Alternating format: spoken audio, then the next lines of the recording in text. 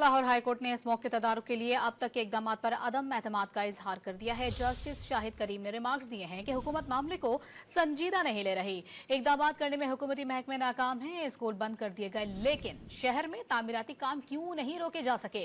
क्या महकमा ट्रांसपोर्ट सोया हुआ है? ये सबकी जिंदगियों का मामला है। जस्टिस शाहिद करीम ने यह भी रिमार्क्स दिए हैं कि चीफ सेक्रेटरी या कायम मकाम चीफ सेक्रेटरी भी अदालत नहीं आए। ये सूबा कैसे चल रहा है? अदालत ने हुक्म दिया है कि हुकूमत तमाम डीसीओ और एसीस की ड्यूटी लगाए कि वो अपने ऑफिस से निकलकर चेकिंग करें। लाहौर हाईकोर्ट ने इस मौके तदारुक के लिए अब तक के इकदाम पर अदम एतमाद का इजहार कर दिया है। जस्टिस शाहिद करीम ने रिमार्क्स दिए हैं कि हुकूमत मामले को संजीदा नहीं ले रही। इकदाम करने में हुकूमती महकमे नाकाम हैं। स्कूल बंद कर दिए गए, लेकिन शहर में तामीराती काम क्यों नहीं रोके जा सके? क्या महकमा ट्रांसपोर्ट सोया हुआ है?